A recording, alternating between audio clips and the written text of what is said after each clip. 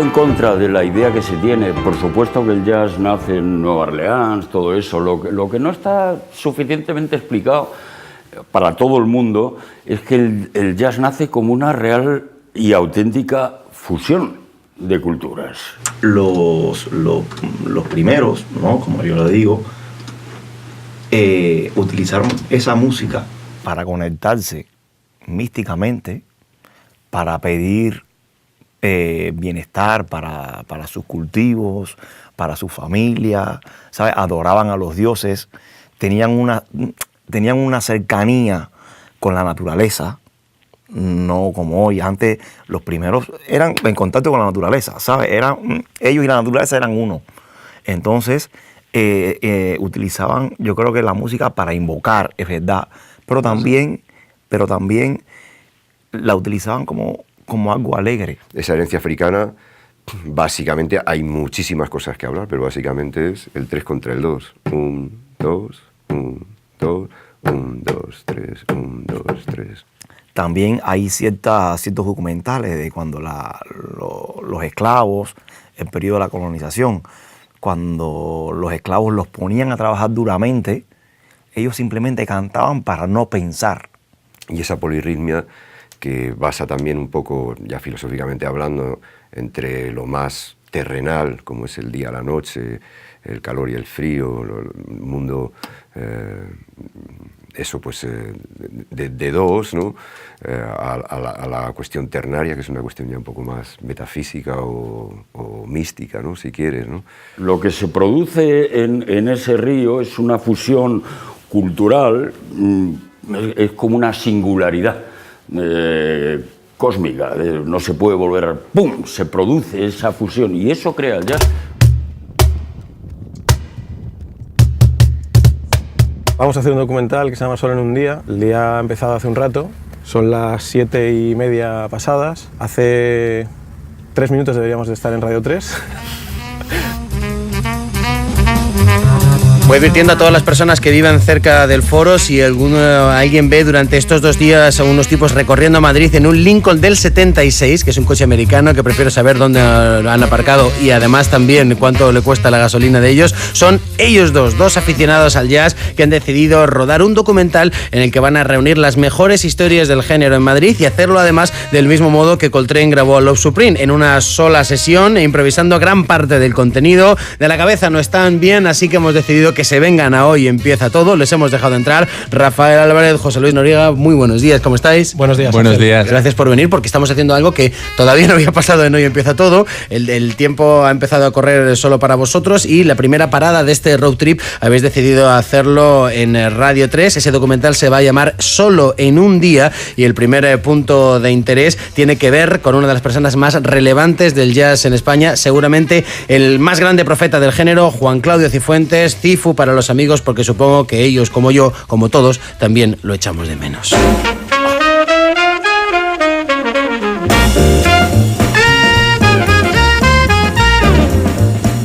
Aquí justo era cuando Cifu daba los buenos días, las buenas tardes, hablando de su programa. Nosotros tenemos que recordar que murió el pasado 17 de marzo, después de 43 años de antena, al frente de 2 programas imprescindibles, Jazz Porque Sí en Radio Clásica y, lógicamente, también el programa A Todo Jazz en Radio 3. Lógicamente, tenemos que hablar de Cifu, tenemos que recordar cómo tenía esa maestría hablando, presentando, y luego también cómo esta sintonía era perfecta porque volvía a repetir justo el golpe aquí. Y el Cifu yo le veía como una persona feliz. Si él tenía un micro a mano, era el rey del mambo. Es un tipo fundamental en la historia del jazz de esta ciudad o de este país, porque hacía Radio Nacional, y entonces hay mucha gente que el jazz que escuchaba era el que ponía Cifu, ¿no? ¿Nunca os tomasteis una caña juntos? Jamás.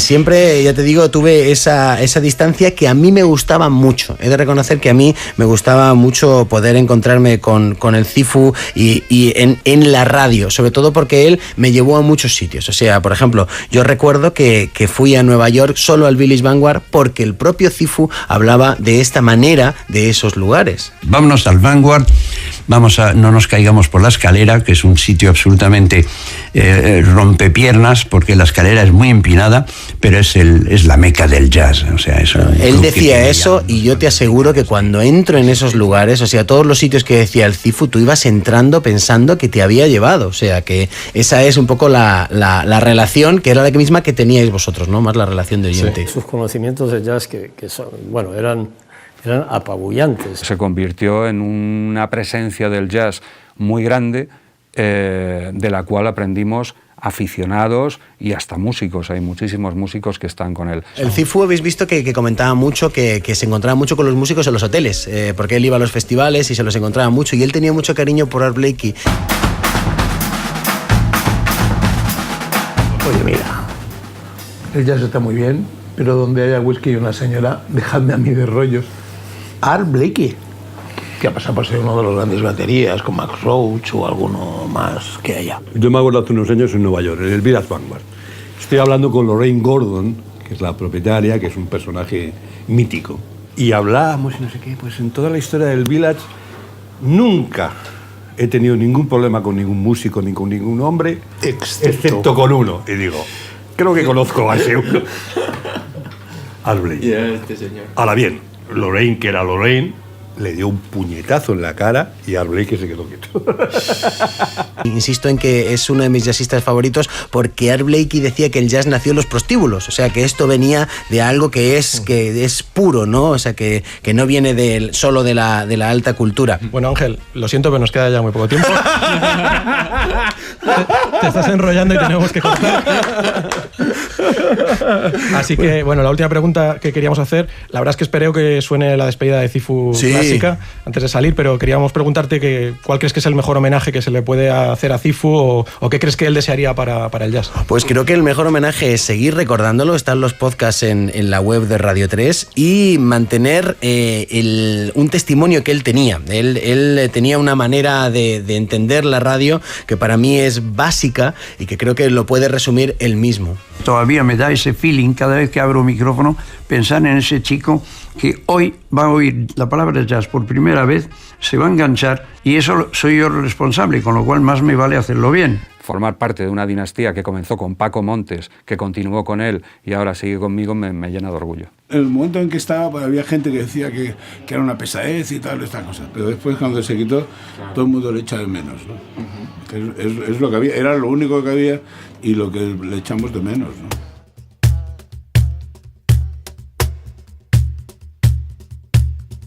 Empezó una reunión de estudiantes a organizar conciertos y tal, en plan pequeñito, en plan colegio mayor, y de repente en los 80 se convierte en un sitio de conciertos auténtico. Ha cerrado hace poco, vamos a ir ahora, está medio tendrá una valla delante. Supongo que sí, vamos a hablar con Andrea Barrenuevo, que ha hecho un documental sobre el Johnny.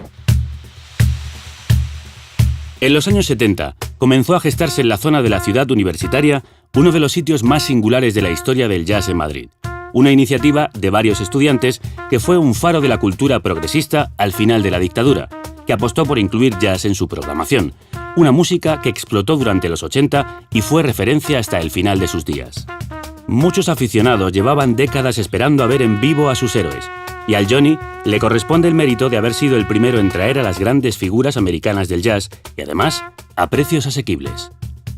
¿Tú crees que si saltamos la valla igual no terminamos el documental o qué? Que me dan ganas, de meterme a verlo. ¿En serio? Sí, o sea, claro que me dan ganas, en serio. Por ahí, ¿no?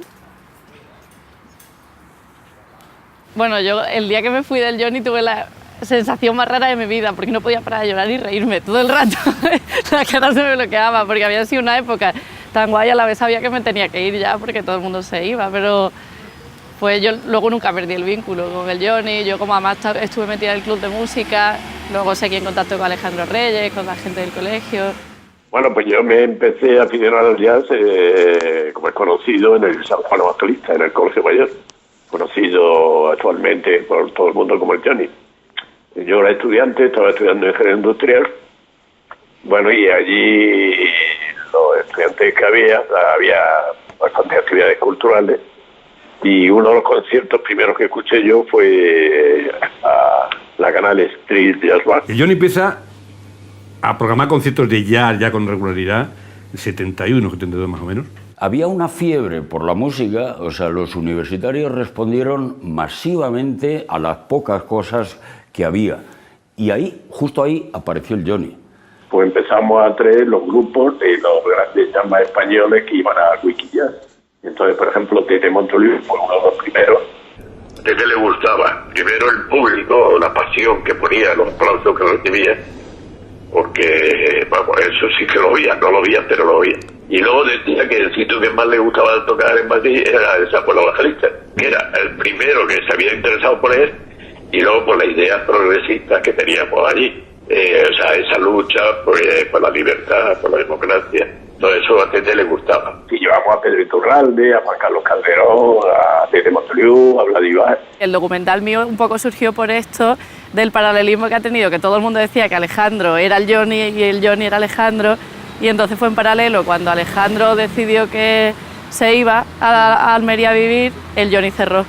Es un personaje muy curioso, porque eso es la persona que ha hecho todo por el Johnny, todo lo que ha sido el club de jazz, pero que él siempre está en la sombra, no se ha querido poner ni una medalla. Alejandro Reyes, como dice Chema, es el auténtico artífice de conseguir la popularidad a unos precios razonables, porque evidentemente cuando tú tienes a 150 personas que meter para ver a los Jazz Messengers, o cobras o palmas. Pero bueno, anécdotas, yo es que he visto que los músicos más grandes eran los más sencillos.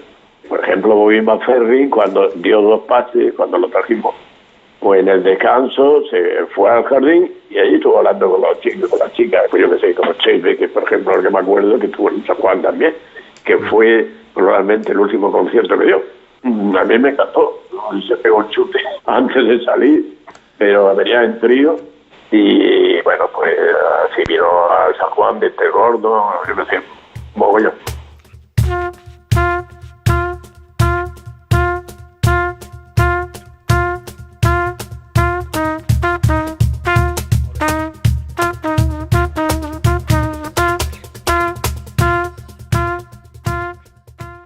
Porque siempre había un momento en el concierto, cuando llegaba el clima, que no lo podía evitar, se transformaba, se ponía rojo, le entraba un tembleque y no había forma de pararle, se escapaba hacia el escenario, se subía al escenario, quitaba el chisip del micro a quien fuera y se ponía a improvisar, a hacer su scat.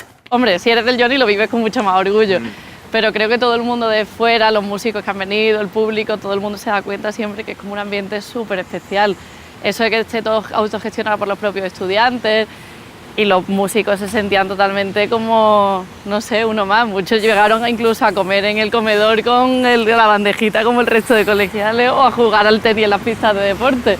¿Lo viste cuando estaba ocupado? ¿Llegaste a entrar? Sí, sí, entré cuando... Sí. Bueno, yo entré al principio que había solamente 70 o algo así, y aún así era súper raro, un sitio donde tú has vivido, que siempre ves el ambiente y de pronto era, no sé, una cosa muy rara. Y después llegaron a vivir 400 y pico, y ahí fue cuando ya lo dejaron destrozado totalmente. Venga, hasta luego, gracias. Chao. Yo creo que le ha dado aquí toquecillo.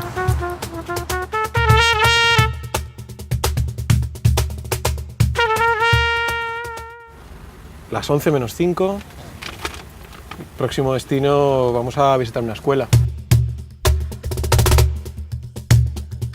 Entré en la escuela y empecé a trabajar con ellos, empecé muy poquito a poco con los niños y llevo un montón de años allí. La verdad es que para mí es un sitio donde estoy súper a gusto trabajando.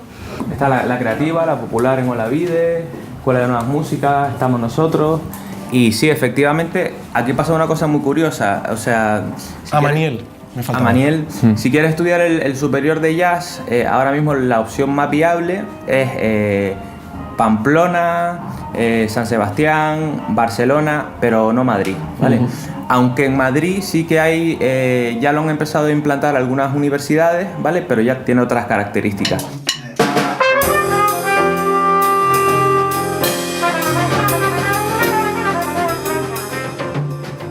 Tengo un deseo clarísimo, que es que de una puñetera vez, con perdón, se instaure un conservatorio superior de jazz en Madrid, institucionalizado, con ayudas de la comunidad y que la gente pueda cursar estudios superiores sin gastarse 8, 10.000 euros cada año en una matrícula, sino que sea como el Conservatorio Nacional de Música, con un profesorado, con una carrera digna, que la gente se pueda titular y que esté equiparado al nivel europeo y que se le dé por fin la importancia que tiene esta música como otra. Vamos, hay mucha gente que dice, oye, ¿y eso no te puede perjudicar a ti? Que va, o sea, es al revés. Más Esto músicos, es el más- caldo de cultivo para eso. O sea, yo entiendo que una persona que va a estudiar el superior antes necesita algún tipo de formación. Bueno, pues nada, vamos a continuar con la gincana. Que muchas gracias por dedicarnos este tiempo y seguir con el buen trabajo. Suerte con el tráfico. No vamos mal para llegar a las 2 a la C, que es el objetivo. Vamos mal respecto al horario previsto. El coche del equipo técnico que nos acompaña le ha parado la policía.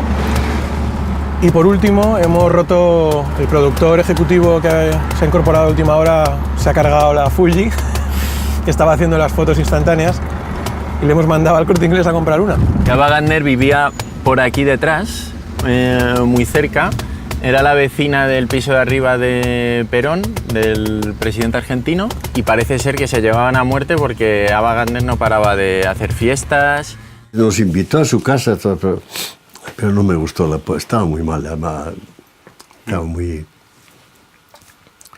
pasaba de todo, y además, yo entonces era muy español y se pone... ella tenía discos de Sinatra y música de eso, y se pone, no sé qué, no funcionaba bien el tocadiscos, y dice, nothing works in this fucking country, y a mí me cabreó mucho. Pues este sitio es una de las cosas que hemos descubierto que no estaban contadas sobre la historia del jazz de Madrid.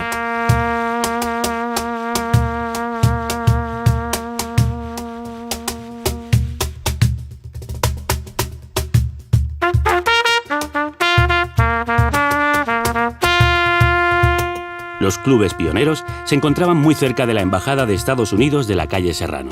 En los años 70 se comenzó a romper aquel monopolio. El jazz saltó a la Castellana y comenzaron a abrirse locales en otros barrios.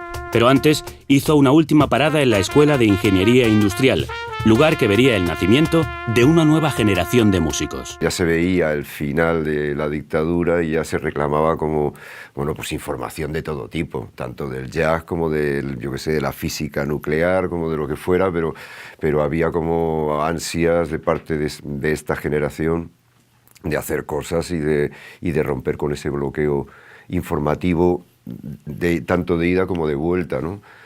Con el resto del mundo, ¿no? Así que sí, yo creo que Jazz Forum, en ese sentido, pues claro, rompió ese bloqueo, y muchos de estos músicos profesionales que has mencionado, los cuales han sido mis padres musicalmente hablando, pues se abrieron, digamos, a este mundo de una juventud un poco, vamos a decirlo así, entre comillas, hippie, de querer saber y querer emocionarse con cosas, ¿no? Ahí Jean-Luc Ballet, unos cuantos locos, Alfredo Carda, Javier Sánchez, hablaron con Pedro Iturralde, con Dave Thomas, y crearon una asociación que se llamaba Jazz Forum. Y ahí es donde me inscribí. Yo iba allí y estaba todo el día allí. Y un día pues había un aula libre y estaba tocando no sé quién y me apuntaba. Otro día no había nadie y me quedaba allí sentado escuchando música o mirando al techo. Otro día aparecía Dave con no sé qué y sí, se juntaban unos contrabajistas y hacían algo. Mi primer profesor fue Dave Thomas, que le encontré al principio en Jazz Forum y en el Whisky de Maya Magna. Él venía de Chicago y él fue mi gran profesor, una especie de gurú del que aprendí prácticamente todo. Tanto Dave como Jean-Luc conjuntamente y luego cada uno por separado, pues han sido un poco mis faros, por así decirlo, durante ese tiempo tan oscuro, ¿no? Como anécdota, a mí me gustaba mucho el saxo, era lo que yo escuchaba. Y te podías inscribir en lo que dijeras. Y digo, bueno, pues yo saxo. Y me dice, bueno, pero para tocar el saxo tienes que estar por lo menos 2 minutos, poder contener la respiración. Digo, bueno, llegué a casa, me quedé horrorizado, total que yo volví al día siguiente y me inscribí en contrabajo.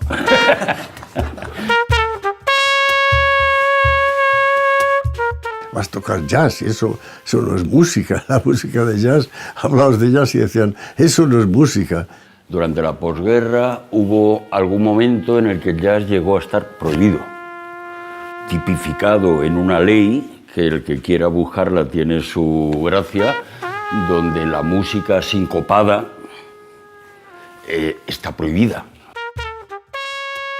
Hasta que llegaron esos emocionantes años de libertad que ya se intuían en la época del Jazz Forum, la llama del jazz era tan débil como la luz de un mechero. La escena la componía un puñado de iniciados: Pedro Iturralde, Enrique Yacer Regolí, Vladi Bas, Joe Moro, Juan Carlos Calderón o Tete Montoliu. Estando en Torrejón, ya toqué un día en no sé qué club y el dueño del Whisky Jazz, que tenía otro club que se llamaba Whisky Gin. Y entonces me oyó tocar y dice, oye, ¿tú te quieres quedar aquí? De entre los músicos americanos que visitaron Madrid en los 50, el que más contribuyó a esa llama fue Lionel Hampton. A él se debe el lanzamiento de la carrera de Tete y el primer intento de mezclar el jazz con nuestras músicas locales en el disco Jazz Flamenco. La chispa comenzó prendiendo en unos pocos aficionados, pero muy fanáticos. El edificio del jazz moderno estaba empezando a construirse y el primer ladrillo se puso en un club mítico llamado Whisky Jazz. El Whisky Jazz Club fue el mejor club que ha habido porque ahí venía gente entendida de los viejos amantes. Había gente que decía que el jazz se acababa con nuestra generación. El whisky nació en 1959 del corazón y la voluntad de Jean-Pierre, medio español y medio francés, con un apellido como de ficción, de reyes o de extraperlistas sureños. Bourbon quiso trasplantar el espíritu de las cuevas parisinas, donde se reunían los existencialistas, y lo hizo 20 años después en un garito en la calle Marqués de Villamagna. Él fue paracaidista en Indochina y después existe una vida increíble. Y después llegó a ganar, tenía una fama que de lo que ponía era un éxito. El whisky siempre tuvo fama de ser una especie de nido de espías, con ese ir y venir de personajes con acentos exóticos. Y en realidad sí que albergaba una sociedad secreta, pero una de melómanos. Jean-Pierre Bourbon, Cifu y Tete incluso fundaron una revista juntos, Aria Jazz, que era casi un órgano de propaganda. Abrió el Whisky Jazz Club, que eso creo que se abrió en el 58, así. Yo estaba entonces en Grecia. 11, 12, 13 años, no sé, 14, no me acuerdo exactamente. Y claro, pues no tenía acceso a esos sitios, ¿no? Y entonces pues era el de Villamagna, en efecto. Había una cortina gruesa que separaba el club de la calle, después de la puerta de acceso. Entonces muchas veces la puerta de acceso estaba abierta y nada más que estaba la cortina. Entonces de la cortina pues a veces tenía su holgura y yo me quedaba allí escuchando y mirando. Era la típica cueva de ladrillo antiguo, todo absolutamente lleno de humo, con un escenario al fondo, una barra al principio. Lo más parisino, lo más bohemio, lo más auténtico en términos de jazz, de tópicos. En palabras de Cifu, los nombres de algunos de los músicos americanos que vinieron por aquí evocan para nosotros algo parecido a visitas de dioses. Los jazzmen locales pudieron aprender de algunos de esos dioses, entre los que se encontraban muchos de los auténticos pioneros del bebop, como Don Byas, Bud Powell o Dexter Gordon. La última semana del club, antes de cerrar en verano, ¿verdad?, pues ponía segunda semana Donna Guitar. También pasaron por allí el Modern Jazz Quartet, Donald Byrd y la orquesta de Quincy Jones. Sin embargo, parece que ninguna historia llegó a dejar tanta huella como la de un saxofonista pelirrojo que se dejó ver una noche por el whisky como una persona más del público. Lo de Bourbon no lo trajo él, quiero decir, Jerry, lo que pasa que estaba en Madrid acompañando a su mujer, que era Judy Holliday, que era una actriz. Sí.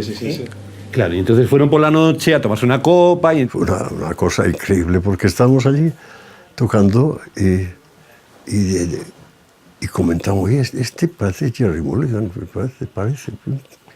Y nada, entonces, y cuando acabamos la tanda, pues vino él, nos saludó y ya era Jerry Mulligan. Y dice, ¿puedo tocar con vosotras? Y yo, wow, sí, of course, ¿no?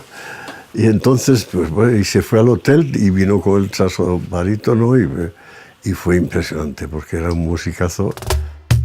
Ah, Casi se nos olvida, durante los 60 recibimos la visita de otros gigantes, dos figuras fundamentales en la historia del jazz que pisaron Madrid por aquel entonces, el mismísimo Duke Ellington y la primera dama del jazz, Ella Fitzgerald. Aquel concierto se celebró en el Cine Monumental de la calle Atocha. La butaca de patio costaba 600 pesetas, un dineral en la época, pero todos los que asistieron coinciden en que fue una experiencia inolvidable. Gracias a la música que se escuchaba en casa de una amiga mía, se escuchaba mucho Louis Armstrong y Ella Fitzgerald, el que yo empecé a pensar que esa música me gustaba. La primera artista de jazz que me marcó, aunque es súper clásica y es un clásico, fue Ella Fitzgerald, totalmente. O sea, fue la que me dijo, oye tú, quédate con nosotros.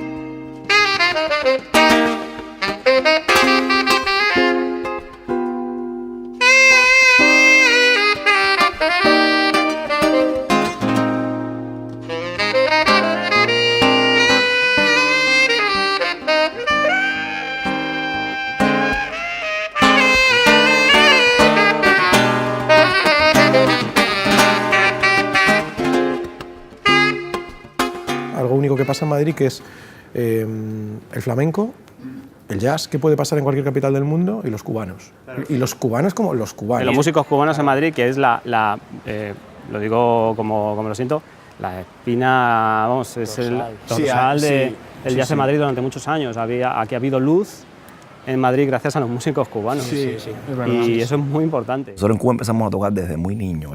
En Cuba la música es como el fútbol aquí.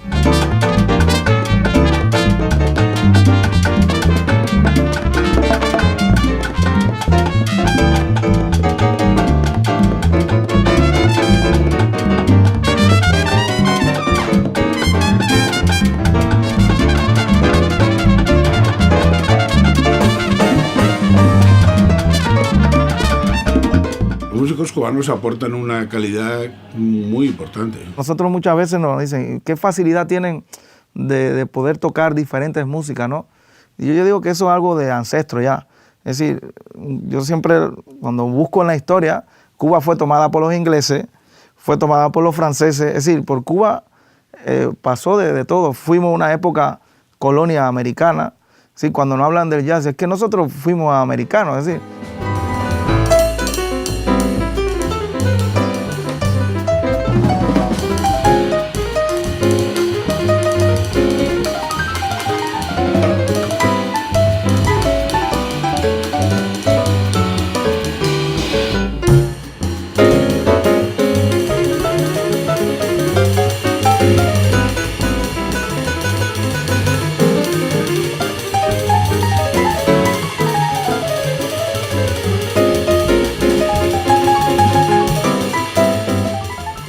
Nuestros países, o en este caso Cuba, es decir, la música es parte de, es decir, es serio, es decir, la gente, incluso la gente sabe que eres músico y la gente te admira. Sí, ser músico en esos países es ser alguien, aquí te preguntan, músico y qué más. Es así, músico y qué más hace. No, yo me dedico a la música. Entonces la siguiente respuesta es, pues tienes que ser muy bueno.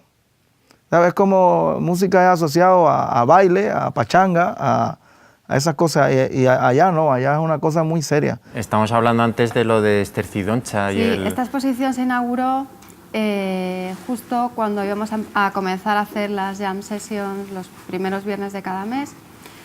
Y bueno, pues la anterior exposición se descolgaba y estábamos valorando qué poner. Y Juan me habló de Esther, que la conocía, y nada, pues tuvimos un encuentro, empezamos a hablar, fue todo muy fácil, muy bonito, muy fluido, y ella dijo, ¿dónde mejor van a estar mis fotos que aquí, ¿no? Conviviendo con la música, con el jazz.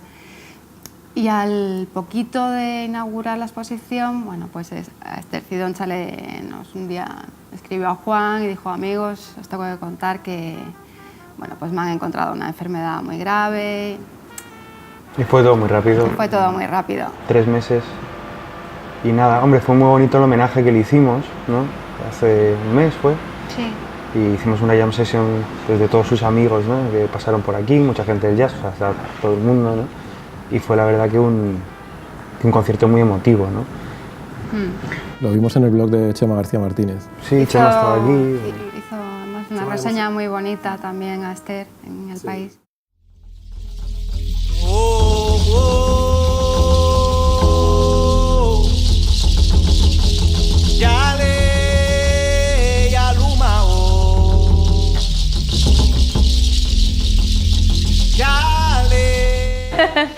And okay, I see what they're saying, okay, and I like the mentality of preserving and doing that, and you know, getting really, really deep in that language that you wanna speak.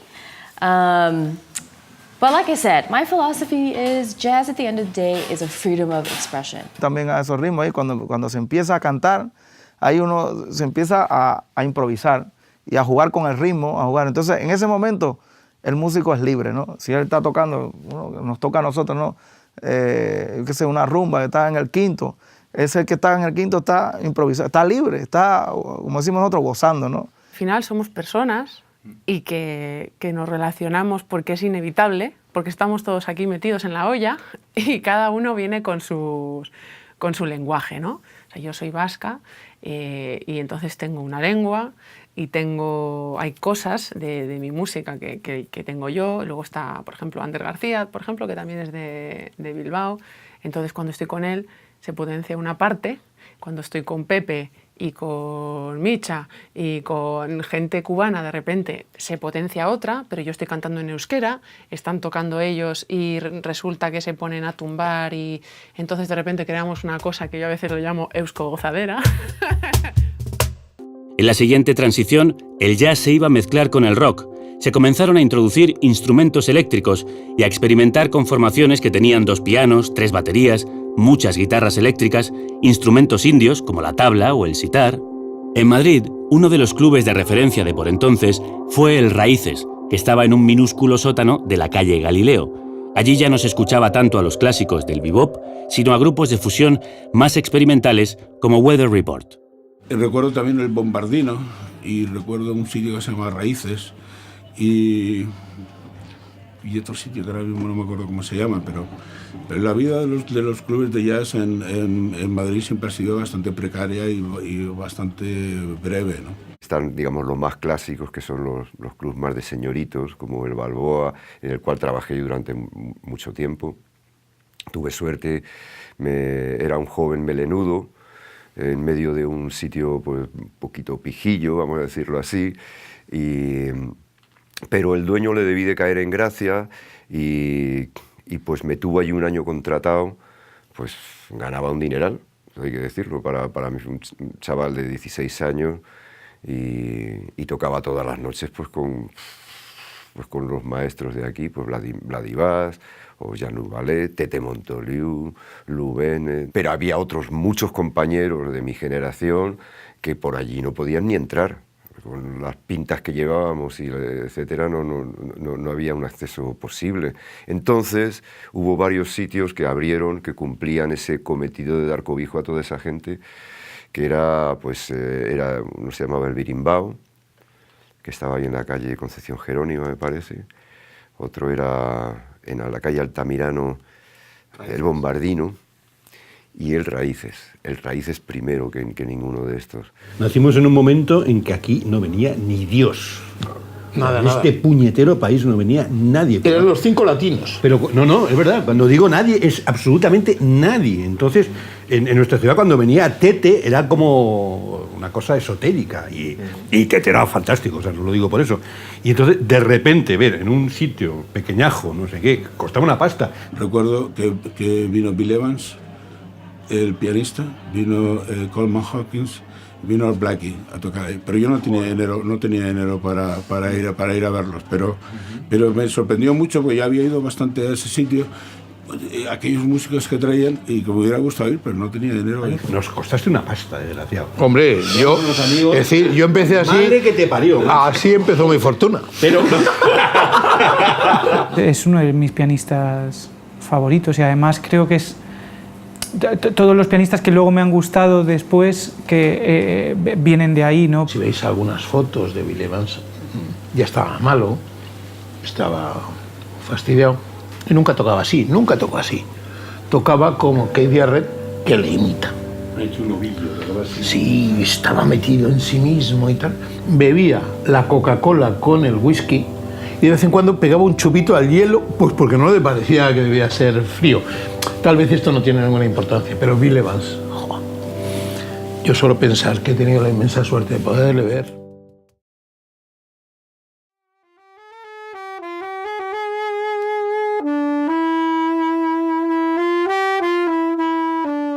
La fusión entre el flamenco y el jazz fue algo que se cocinó a fuego lento. Los americanos, a su manera, ya habían tratado de encontrar un punto de encuentro. Lionel Hampton hizo su jazz flamenco en el 56 y Miles Davis sacó Sketches of Spain en el 60. Sin embargo, había una esencia que no conseguían captar. Pedro Iturralde fue el primero que desde España se lanzó a hacer una fusión más profunda. Siempre llevo algo de flamenco yo dentro porque ya en esa turné antes de la mili, cuando hice, yo hacía cosas, cosas de flamenco, pero pensando en jazz. Pero eso, o sea, estaba dentro de mí. La primera grabación que hicimos, que aquí estaba Paco Lucía, mira. No sabemos si fue por deseos de observar la tradición y mantener la pureza o por simple desinterés, pero el caldo de cultivo del flamenco y el jazz no volvió a hervir hasta los años 80. Me río de los de Gran Hermano, ¿no? Desayunar, comer, cenar juntos, viajar, vístete rápido, vamos, tal, oye, la menor aquí, venga, tal, oye, que nos vamos, una fiesta, un no sé qué, toda una sucesión de acontecimientos emocionalmente muy potentes, en un momento también en la vida de una persona también muy permeable, ¿no? Como es, pues entre los 20 y 30 años de formación musical. Para él también, hay que decirlo, ¿no? Que él también se metió en esa aventura para también... el Paco era un tipo muy inteligente y él demandaba eso también. El sexteto de Paco de Lucía rompió con todo aquello. En palabras del propio Paco, Solo quiero caminar y One Summer Night son, propiamente hablando, la primera fusión real en el flamenco, la primera innovación. La primera vez que se utilizaron nuevos instrumentos como el cajón de Rubén Dantas, la flauta de Jorge Pardo y el bajo de Carles Benavent. Aprendí muchas cosas de Paco, muchas cosas. Lo más bonito, digamos, de Paco es que ejercía, o por lo menos es mi percepción, claro, ejerció su magisterio, por así decirlo, sin dar una clase, ¿no? Que es de las cosas más bonitas que puede haber. En los 90, la fusión entre el flamenco y el jazz dio un paso más. Las etiquetas cada vez importaban menos, y los músicos empezaron a publicar trabajos cada vez más originales, muy lejos de ideas preconcebidas. Música caribeña, música latina, música africana, tal, flamenco, no sé qué, todo eso de repente pasó a ser música africana jazz, latin jazz, Brasil jazz, flamenco jazz, muchas veces sin una justificación exacta. Llegaba camarón con tomate al Festival de Jazz de Montreux. Ahora me dices tú a mí que tiene eso de flamenco jazz, ¿no? O sea, sí que parece que ha habido O La leyenda del tiempo, que tiene de flamenco jazz. Es un disco iconoclasta en su día. Exactamente, pero a lo que me refiero es que esa palabra jazz dio refugio a muchas cosas que en realidad de jazz tenía muy poco, ¿no? El único que había de jazz era realmente, y quizá lo más importante, y aquí me contradigo yo mismo, el espíritu de hacer cosas nuevas y de dar cabida a unas generaciones que hacían cosas diferentes, ¿no? Miso montuno de monte adentro, miso montuno. Durante todo este tiempo, poco a poco se había ido construyendo una infraestructura del jazz en Madrid. Se pasó de un solo club a una verdadera red de clubes, y de unos pocos músicos a un pequeño movimiento impulsado por gente más joven. Mi amigo Carlos Bermúdez, que es saxo, me contaba que en los 80 aquí se hacían conciertos, en esta esquinazo. Sobre todo lo que hace especial es que tenemos una colección muy grande de discos y que nosotros ponemos discos enteros. ¿Tenéis algún disco preferido que pinchéis recurrentemente? Bueno, por aquí gusta mucho... mucho... cuando el ambiente veis que necesita un poco de animación, metéis... Intentamos adaptarnos un poco al momento. Un miércoles por la tarde, por ejemplo, pues a lo mejor ponemos algo de Bill Evans. Si, por ejemplo, es un sábado noche, pues a lo mejor ponemos algo un poquito más cañero, pues algún disco de John Coltrane. ¿Minuto y resultado, José Luis? Son las 5:09. Estamos yendo al Café Central. Un poquito de culo. No vamos fatal. Pero un poco. Un poco de culo. Vinimos aquí a Madrid, estamos hablando del año 97, y realmente la escena, vamos a llamarle musical, de lo que es esto, de proyecto como hay ahora, eso no existía. Es decir, estamos hablando, yo vine junto con Alain Pérez, conocido músico cubano, vamos, de las cosas más grandes que hay, ¿no? Y nosotros, recuerdo al principio, una de las cosas también que hizo quedarnos aquí en Madrid fue que empezamos a trabajar con Celia Cruz. Tuvimos los últimos años trabajando con ella, pero cada vez que ella venía aquí a Europa, ¿no? Pero luego, a raíz de eso, nosotros teníamos nuestro grupo, nuestro formato y demás. Y recuerdo en aquel entonces haber empezado a tocar en el Café Popular, ahí en la calle Huerta. Oye, está abierto, ¿eh? ¿Si entramos? Este sitio tenía de particular lo que decíamos que ya ha dejado de tener, que es que se podía entrar gratis. Sí. Entrabas gratis, te tomabas algo y te ibas. ¿Qué tal, caballero? ¿Qué tal? ¿Cómo estamos? Bueno, muy buenas. Una cámara, digo, estos son... No, vamos a tomar un café aquí en el Café Central, si se puede. Igual yo estoy barajando hasta una copa en un momento dado.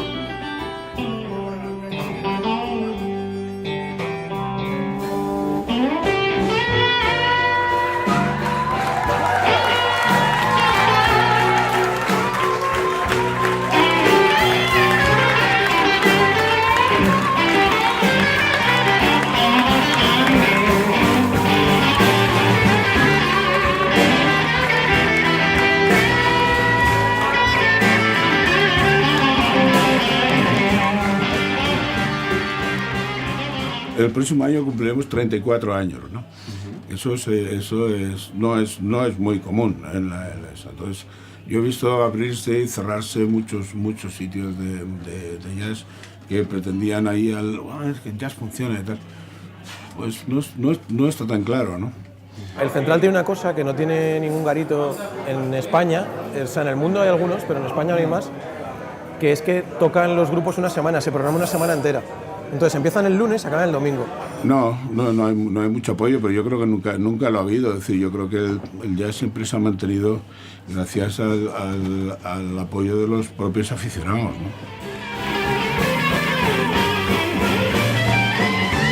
O sea, hemos tenido una crisis con el tráfico.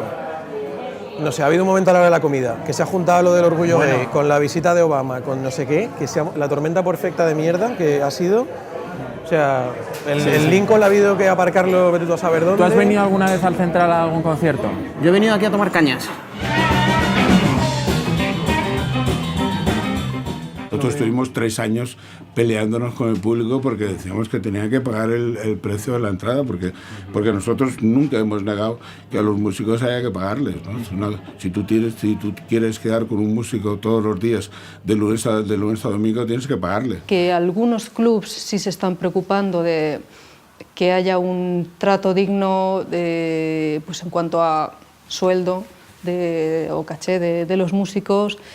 Y en otros lugares, pues bueno, lo que se está llevando es ir a puerta, no hacer nada de publicidad por los músicos y que los grupos, se hagan todo el trabajo. A veces ha sido muy difícil, ¿no? El año 94, por ejemplo, fue terrible, no sé por qué razón, no recuerdo ahora mismo por qué razón, habría una crisis económica esta además, pero a nosotros nos salvó Tete Montoliu, o sea, que fue por distintas circunstancias, el tío estuvo 5 semanas seguidas tocando aquí y el café estaba lleno todos los días. Y él se quejaba de que en Barcelona no iba la gente a verle. Y se llamaba aquí en Madrid, efectivamente la gente en Madrid le quería mucho y le seguía mucho y llenaba el café cada día durante 5 semanas. Eso no lo puede hacer cualquiera, ¿no?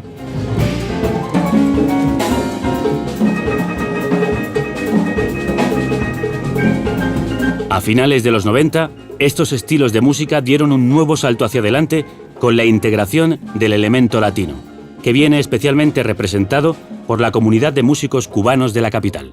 Carlos Pozo fue presentado a Dizzy Gillespie y por ahí, entonces esa fue la matriz del Latin Jazz. Ahí se mezcló el bebop con la música cubana. La pasión por la música es algo que sin duda cubanos y flamencos tienen en común. En esa época empezaron a venir a vernos los gitanos. Es decir, la primera vez que yo vi, por ejemplo, a Piraña, fue tocando en el Son con Alain, que vino un cubano, un amigo, un pintor además importante, que parece es un poco loco así, pero Jorge. Y oye, le voy a presentar, este es el percusionista, el mejor, ustedes tienen que conocer a este hombre porque Piraña. La comunidad gitana tiene mucho acercamiento con nosotros. Yo no he visto a ningún gitano que no sepa cantar. Complicado. Y que no lo he visto. Y que no tenga ritmo. Y cuidado con el tiempo de esa gente, porque esa gente tiene un tiempo mejor que cualquiera. Y de alguna manera, sí, ya estamos en el 2016, siguieron viniendo cubanos, y no solo cubanos, es decir, cubanos, argentinos. El hecho de Jerry González, por ejemplo, de que decidiera pues, vivir aquí en Madrid también, ¿no? El que empezaran la gente a crear cosas, ¿no? A inventar, a crear proyectos.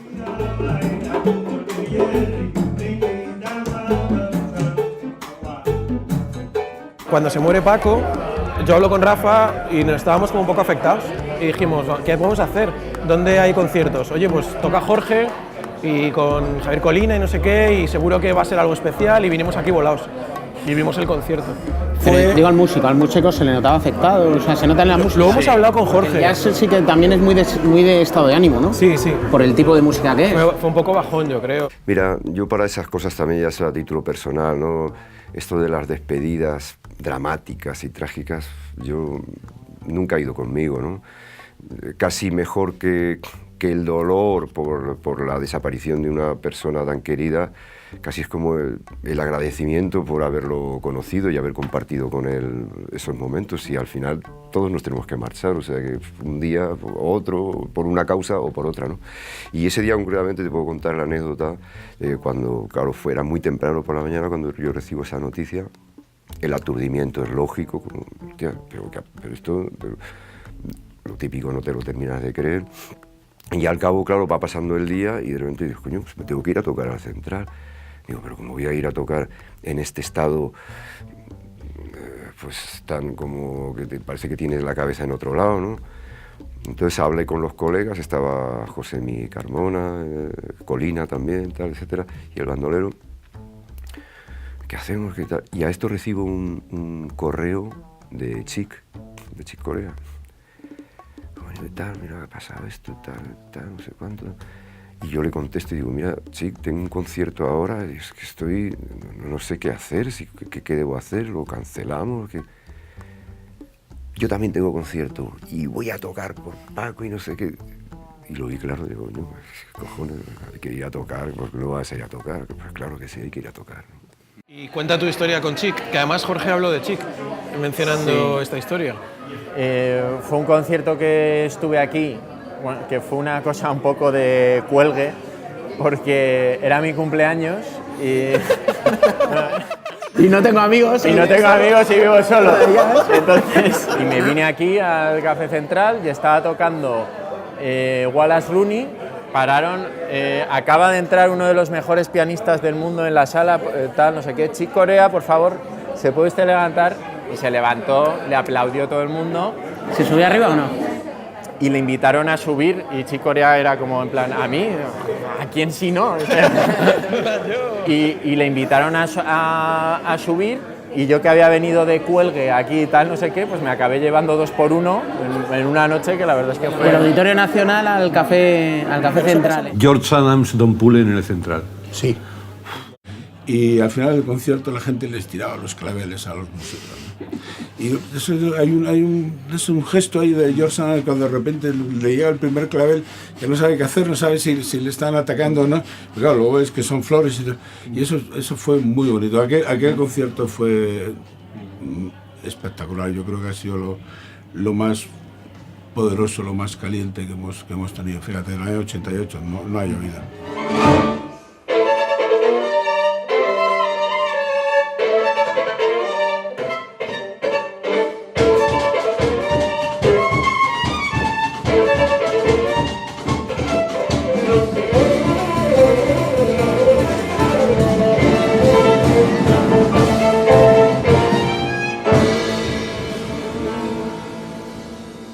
A mí me ha hecho bastante bien el café. Como puedes ver, estoy bastante animado. A mí me ha hecho bastante bien la copa. Se te nota en los ojillos.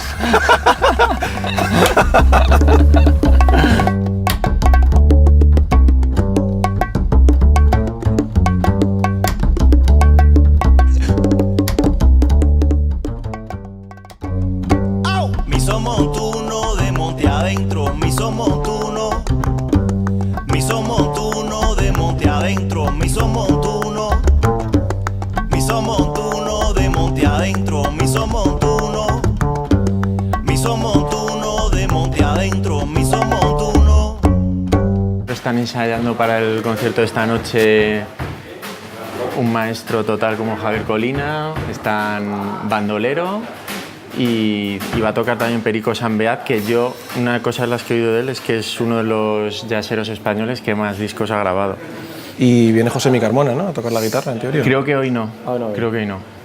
Pues hemos pillado la prueba de sonido, que es una cosa bonita, sí, que lo estaréis oyendo de fondo. De hecho, ahora está Javier están ahí jugando con el poco. contrabajo.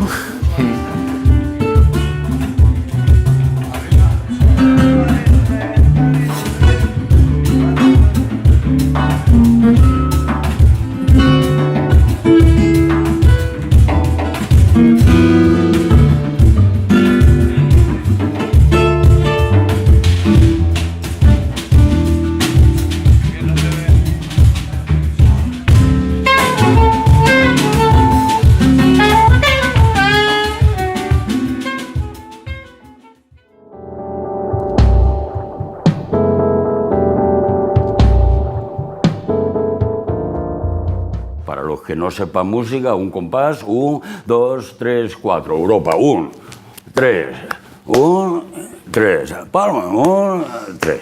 Si vamos al jazz, 1, 2, 3, 4, 1, 2, 1, 2, 3, 4, la parte 2, 3, 4, 1, king, king, apa, king, king, cuando le das swing, king, king, apa, king, king, apa. Hay una anécdota muy graciosa que me sucedió a mí. Estaba en Cuba, los grupos, las orquestas, ensayan incluso en los portales de su casa. ¿Sabes? Imagina tú, vas pasando por una casa y en el portal de la casa está la orquesta ensayando. Normal, ahí es normal, sin problema, ahí no hay lío, ¿sabes? Y estábamos nosotros ensayando en el portal de una casa y viene la típica señora que va, no sé, al mercado a comprar los huevos o comprar el pan o lo que sea, y va pasando por el portal, pasa así, va, y siguió. Pero con la misma viró para atrás y nos dijo, hay algo que no está bien, no estoy bailando, revísalo. The question is always, are you swinging? Si algo había demostrado el jazz en esta larga travesía, era su capacidad de supervivencia. Influido por 1000 estilos y adaptado a todas las geografías, el jazz seguía muy vivo. Y aún quedaban muchos territorios por explorar y también algunas cuestiones que resolver. Hay una cantidad de gente, y sobre todo fuera de América, fuera de lo que es el mainstream americano, ¿no?, de la manera de hacer, que ha ampliado el jazz Y si me pongo a ver cuántas veces han venido a España en los últimos 20 años, te podría decir entre 1 y 0. Estamos totalmente aislados de la vanguardia de lo que ocurre realmente en el mundo. En París, en Francia, hay grupos realmente alucinantes que están mezclando desde hace tanto y tanto tiempo todo tipo de etnias, abriendo el abanico, imbuyéndolo en el jazz, y aquí ni nos enteramos. En la música, bueno, en general, hay mucho machismo, y especialmente en la música, o sea, la mayoría son hombres, entonces al final hay algo de los hombres que al final se quieren rodear de hombres, porque me da a mí la sensación de que se genera una especie de círculo de seguridad, y hay muchísimas mujeres con mucho talento, pero es verdad que es difícil entrar ahí. Con el nuevo siglo han llegado muchas más mujeres al mundo del jazz. Además de cantantes como Noa Lur o Cristina Mora, comienza a haber instrumentistas de referencia como la bajista Esperanza Spalding, las saxofonistas Tineke Posma y Melissa Aldana, la batería Lucía Martínez, la violinista Maureen Choi o la pianista Marta Sánchez, artistas que han comenzado a dibujar un nuevo panorama para el futuro. También en los festivales se le está dando un poquito más de importancia, ¿no? La mujer como instrumentista. La última edición del Festival de Jazz de Madrid va un poco por ahí, sobre el papel de la mujer como músico de jazz e instrumentista. A mí me gustaría que de alguna manera conseguir que las niñas de ahora pues sí que empiecen a estudiar instrumentos, y yo cuando me llegan alumnas de canto intento decirles que estudien, que aprendan a tocar, que no se centren solo en cantar, porque eso a veces nos limita. Coming to Spain and being here, I also just do what I want, because that's just how I was raised. And my mom has always said to me, she is a soprano, or she was a soprano. She studied in Vienna, and she couldn't finish her studies due to getting married and money and having me. And the lesson that she always taught me was, you have to do what you want. You have to do what you love. Because her being an immigrant and moving to America when she was 28, she didn't have as many options as I did. And so she was stuck making choices that was only available to her as an immigrant. But that wasn't my case. So I really strongly believe in doing what you love. En Madrid tenemos nuestro Festival de Jazz, que a pesar de que va por su 32ª edición, sigue sin tener el reconocimiento que merece. En general, ni los medios de comunicación ni la administración pública han apoyado o se han interesado demasiado por esta música. Y que el material que hay aquí, que es tan bueno, pues esté un poquito debajo de la alfombra. Porque tú sales a Europa y normalmente los festivales son ventanas para proyectar lo local fuera. Sin embargo, aquí se utilizan para proyectarlo de fuera adentro. Ese festival se desarrolla con aproximadamente el primer año un quinto del presupuesto que el empresario antes tenía. Bueno, se desarrolla lo más dignamente posible, se está desarrollando, aquilatando el presupuesto a un tercio, muchísimo, y las prestaciones son las mismas. ¿Cuál es la diferencia? Pues la diferencia es que ahora mismo el festival está liderado por una entidad pública y en otras ocasiones está liderado por una entidad privada. Bueno, Luis, yo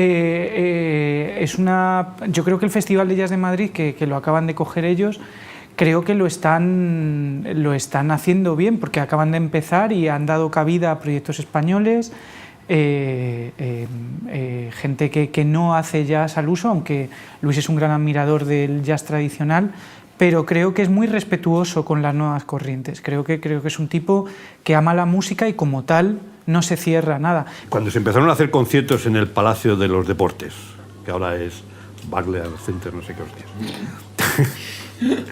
es que llenaba Cecil Taylor.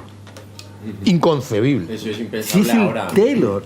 Entonces, ¿qué es lo que ha sucedido? Desde el principio, la institución, en este caso el ayuntamiento, acogió ese festival, se lo dio a una empresa que lo estuvo gestionando y en ocasiones no se puede negar que lo gestionó hasta maravillosamente bien, teniendo en cuenta que ha habido visitas como las de Miles Davis. Si hay una visita que levantó más morbo y más expectativa que ninguna, fue la de Miles Davis. Tras casi 6 años de inactividad, en 1981 volvía otra vez a los escenarios. Llegó a venir hasta 5 veces a Madrid en los 80. Y en realidad más, porque por ejemplo una vez vino a presentar una exposición suya, De pintura. Un excelente pintor con formas y figuras muy alargadas y llenas de color. Y me empezó a pintar los angelitos, esos, las cosas. Me hizo una cosa fantástica. Y entonces vino, no me acuerdo quién, y me dijo, ay, déjamelo ver, el disco. Yo que lo dejé y todavía lo estoy esperando. Miles era un tío que proyectaba una cierta, así, no sé, aura o energía extraña. Él tenía una anécdota buenísima.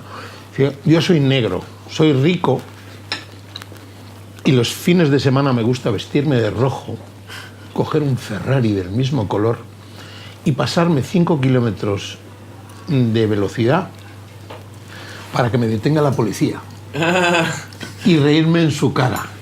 Era así, ¿eh? De los años más gloriosos del jazz, unas décadas antes, nos quedará para siempre aquel espíritu de no ensayar, de grabar discos en una sola tarde, de dejar los fallos, de la improvisación total como vehículo para llegar cuanto más lejos mejor, musical y espiritualmente. Como si fuese una especie de flautista de Hamelin o como si fuese Charlie Ribble llevándose los globos. Y así desaparecía en escena, dejaba a los músicos que siguiesen tocando, cada uno iba desapareciendo, al final quedaba solamente un batería y cuando desaparecía el batería decías, ya ha terminado todo. Había una caja de ritmos que se iba apagando, se iba desvaneciendo poco a poco. Eso me parecía maravilloso. Aparte de saber un poquito como aficionado, pues qué pasa con Clamores, qué tipo de programación hacen, el Café Central, el Popular, el Despertar.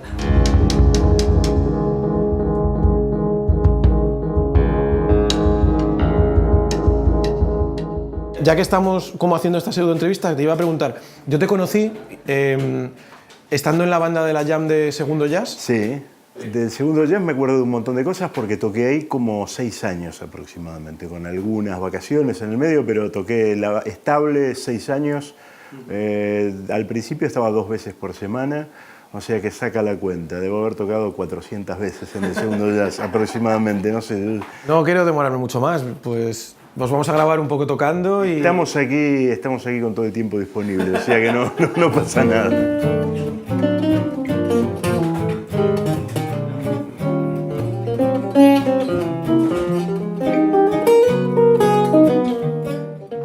El cómo yo empecé con el jazz, pues no lo sé exactamente. Lo que pasa es que efectivamente a mí el jazz siempre me ha gustado, pero vamos, yo no era un experto y empecé. Probablemente, bueno, tengo ahí vinilos de todo tipo, de la prehistoria del jazz, como digo yo.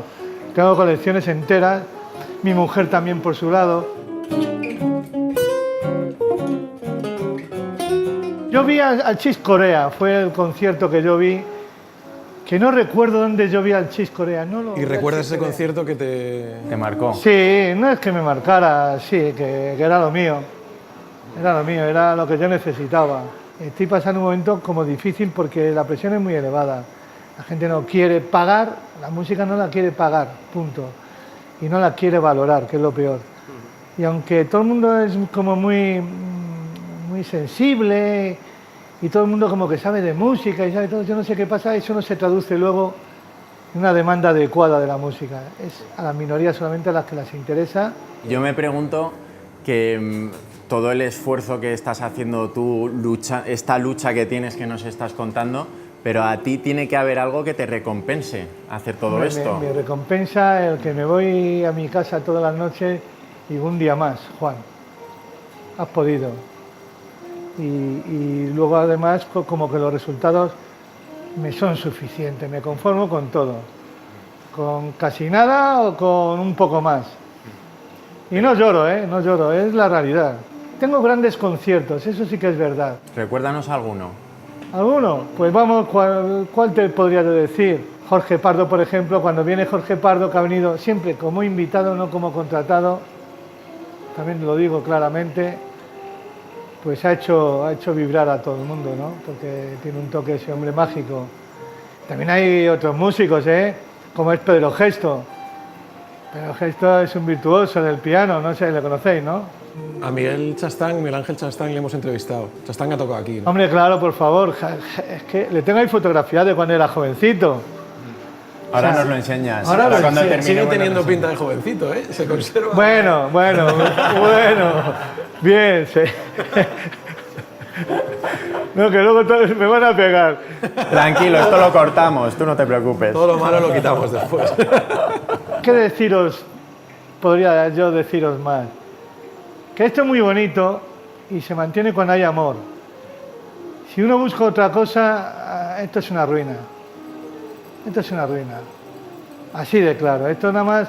Y si tú analizas un poco, habéis estado ya visitando locales y habéis hablado con gente, veréis que el componente fundamental y el denominador común de todos nosotros es el romanticismo, el cariño a la música, a lo que es la cultura, porque resultados no están claros. Como los medios tradicionales no dan mucha cobertura a estos particulares héroes musicales, algunas personas, por su cuenta, han decidido tomarse la justicia por su mano y empezar a escribir, entrevistarse con músicos, hacer fotos y colgar todo en blogs. Como ha hecho, por ejemplo, Dani en lanide.com, que además se animó a subirse al Lincoln a contarnos su propuesta. Lo mismo que me ha hecho Ángel Carmona, se lo voy a hacer a Daniel. Y no trae nada preparado. No, la verdad es que es pura improvisación, sí, ¿no? Al principio te digo que de una forma muy informal, la excusa era un poco juntarse con amigos y con gente y meter ahí mi cuña con el jazz, porque así entre el grupo de amigos yo era el pesado del jazz, ¿no? Sí. Yo no tenía nadie así codo a codo que le gustase y nos escapábamos, no, era un poco en contra de tal. Y sí, la excusa fue juntar amigos, hacer una primera fiesta que fue en la Escalera de Jacob, hace muchos años, con Juan Jiménez, que es un grande también muy metido en temas de jazz. Sí. Y bueno, pues fue subiendo, yo tenía ganas de hacer cosas y eventos que me gustan y tal, y bueno, ahora he parado un poco porque empiezas a ver un poco con el tiempo que ya está bien de pedir favores, ¿no? Que las cosas cuestan y la gente le dedica mucho tiempo a esto. Y bueno, ha habido 3 fiestas, yo creo 4 fiestas, el Anijo Club y bueno, luego un evento en el Tempo con Hammond también, con otro amigo, con Nacho Ochoa. Daniel, tío, bueno, un placer también por mi parte. Del docu y os queda un poquito de camino, que vaya todo bien. Sí, seguro que muchísimas gracias por participar, muchísimas gracias por venirte en el Peaco de Lincoln. Un placer. Y sigue apoyando la música porque gente como tú es la que ayuda a que esto siga, o sea que... Ole. Gracias. Venga, tío, chao. Hasta pronto, chao. El Plaza es maravilloso porque allí los músicos pueden ir y soltarse, desarrollar, pero cuando digo los músicos de todos los niveles. Entonces eso es muy bueno.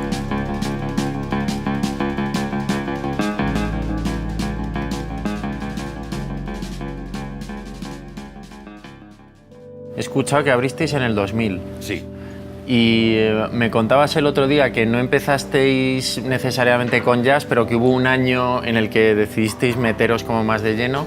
Y me contabas también cosas sobre Reverendo, que venía aquí a tocar y tal. Sí, al Reverendo le conozco yo del barrio de jovencitos y de siempre, ¿no? El Reverendo realmente no era jazz, pero sin embargo, toda la parafernalia musical que llevaba alrededor era músicos de jazz.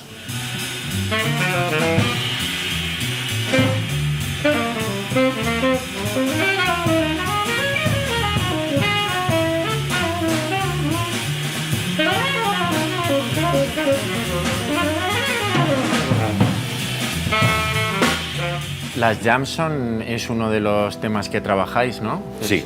Mucho más que otros locales. Mucho más que otros sitios. Sí, efectivamente.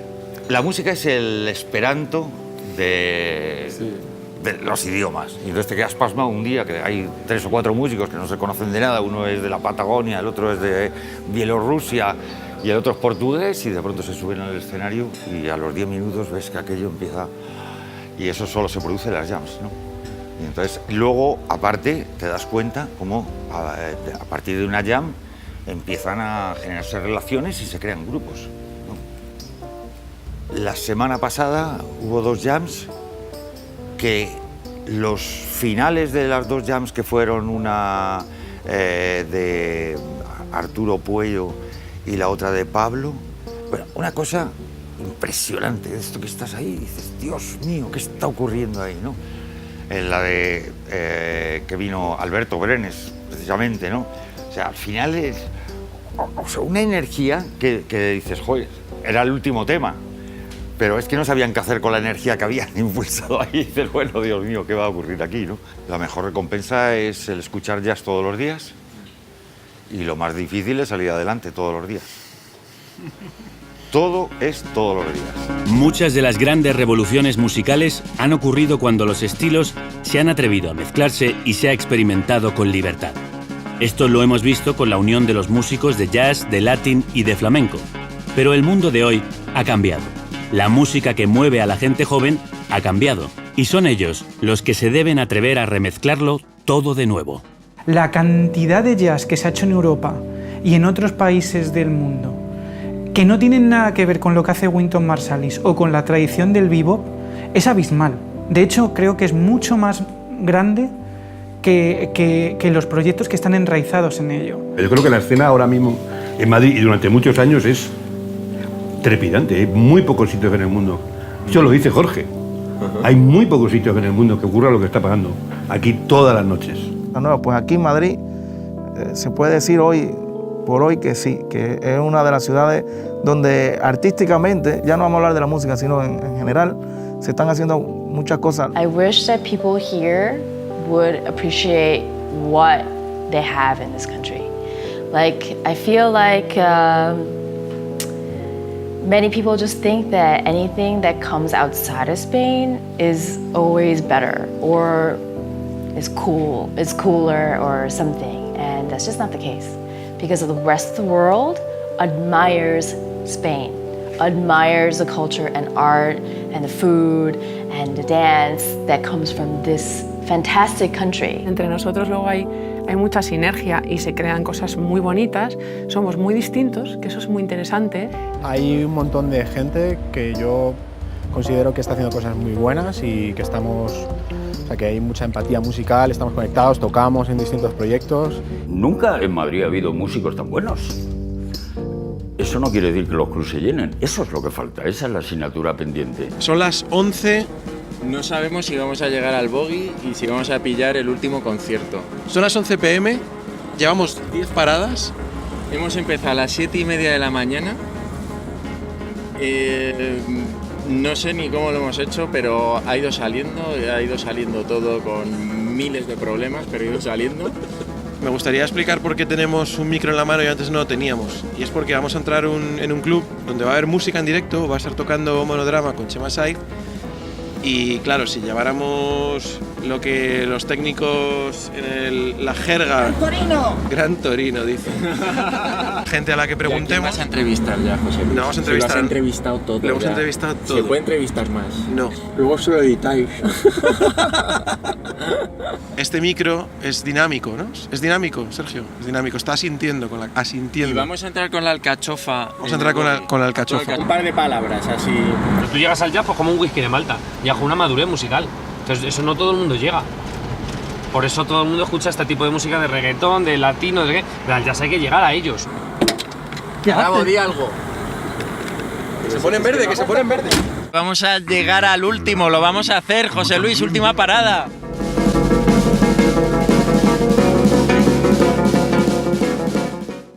Hace poco leí un libro, un bestseller de Leopoldo Abadía, que es un chaval de unos 83, 4 años, y el libro se titula algo así, no sé si se titula, ya ni me acuerdo del título, pero el mensaje es: yo de mayor quiero ser joven. Y yo me siento que de mayor, con mis 78 años cumplidos, lo estoy consiguiendo gracias al jazz, que es una inyección de vida. Yo antes decía que el músico de jazz necesita reinventarse continuamente, y yo siento una necesidad de escuchar más y más jazz. Cuando las noches que tengo el Boggy cerrado, estoy viendo que hay en Clamores, que hay en el Berlín, tengo un poco de mono. Y eso es un vicio, pero es un vicio, bendito vicio.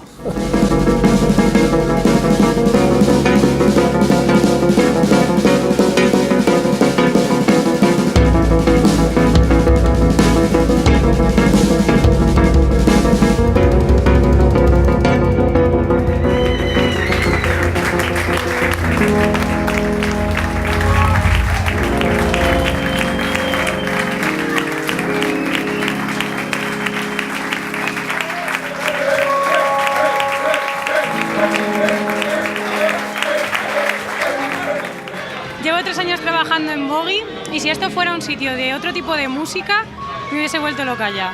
Entonces el jazz es una de las cosas que te aporta el seguir viniendo aquí y que cada día te encuentras un grupo nuevo y hay cosas que no te gustan como todo y hay cosas como hoy que dices, me gusta trabajar aquí, qué guay que tengo este trabajo.